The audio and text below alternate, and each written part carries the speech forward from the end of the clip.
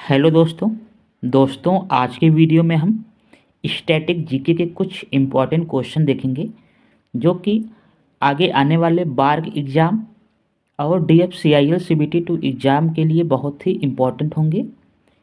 दोस्तों लास्ट में हम एक क्वेश्चन पूछेंगे जिसका आंसर आपको कमेंट बॉक्स में कमेंट करके बताना होगा।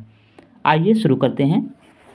पहला प्रश्न है, किस साल में मिड डे मील शुरू किया गया था? तो दोस्तों आपको याद रखना है कि जो मिड डे मील प्रोग्राम था यह 1995 में स्टार्ट हुआ था। दोस्तों इस वर्ष जो भारत के प्रधानमंत्री थे PV नरसिंहम राव थे।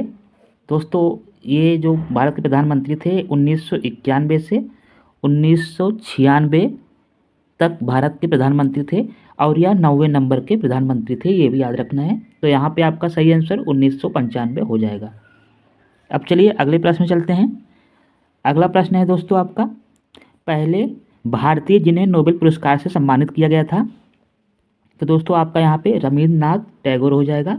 दोस्तों सन 1913 में इन्हें गीतांजलि साहित्य के लिए इन्हें जो नोबेल प्राइज़ दिया गया था, यह भारत के पहले व्यक्ति थे।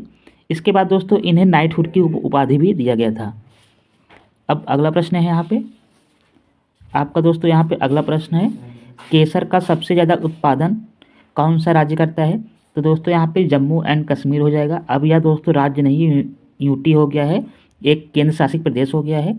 अगर बात करें दोस्तों 2023 में, तो दोस्तों 2023 में केसर को आपको कमेंट बताना है कौन कौन से चीज़ के लिए इसे GI टैग दिया गया है। तो दोस्तों अब आगे चलते हैं। अगला प्रश्न है दोस्तों, कथकली किस राज्य का प्रसिद्ध नृत्य है? तो दोस्तों कथकली जो है यह केरला का एक प्रसिद्ध नृत्य है।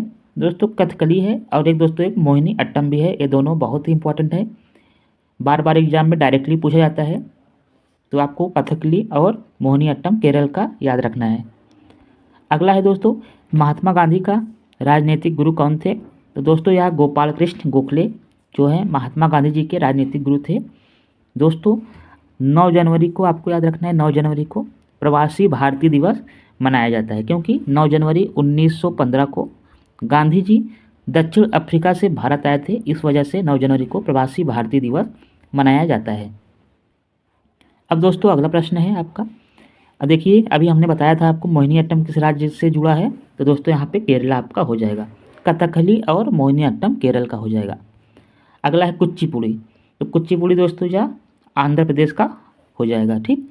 कुचिपुड़ी जो है आंध्र प्रदेश का हो जाएगा और कथकली मोहिनी अट्टम आपका केरल का हो जाएगा। अब अगले प्रश्न चलते हैं दोस्तों। अगला प्रश्न आपका है, भारत में कितने उच्च न्यायालय हैं? तो दोस्तों पहले 24 था लेकिन अब एक और बढ़ गया है। इस समय आपका 25 टोटल 25 हाई कोर्ट हैं। अगर बात करें दोस्तों हाई कोर्ट आर्टिकल 214 आर्टिकल 214 में हाई कोर्ट बताया गया है। और बात करें यह हाई कोर्ट है आपका, और सुप्रीम कोर्ट की बात करें तो 124 में। ये दोनों भी आपको याद रखना है, हाई कोर्ट आर्टिकल 214 में और सुप्रीम कोर्ट जो है आपके 124 में हो जाएगा। अगर सबसे इंपॉर्टेंट दोस्तों, सुप्रीम कोर्ट में अधिकतम जज कितने हो सकते हैं? तो दोस्तों 34 हो सकते हैं। सुप्रीम कोर्ट में 34 होते हैं और आपका हाई कोर्ट में कोई लिमिट नहीं है, मतलब जितनी ज़रूरत होते हैं उतने घटते बढ़ते रहते हैं। तो आपको याद रखना कि इस समय भारत में टोटल 25 हाई कोर्ट हैं और हाई कोर्ट आर्टिकल 214 में और सुप्रीम कोर्ट आर्टिकल 124 में। और सबसे इम्पोर्टेंट, सुप्रीम कोर्ट में अधिकतम जज 34 हो सकते हैं और हाई कोर्ट में अभी कोई लिमिट नहीं है। अगला है दोस्तों, संविधान सभा का अस्थायी अध्यक्ष। तो दोस्तों सच्चिदानंद सिन्हा जो थे संविधान सभा के अस्थायी अध्यक्ष थे, ठीक है। अगर स्थायी की बात करें तो राजेंद्र प्रसाद आपका सही हो जाएगा, ठीक। अब दोस्तों अगला प्रश्न है, किस संविधान संशोधन को मिनी संविधान के रूप में जाना जाता है?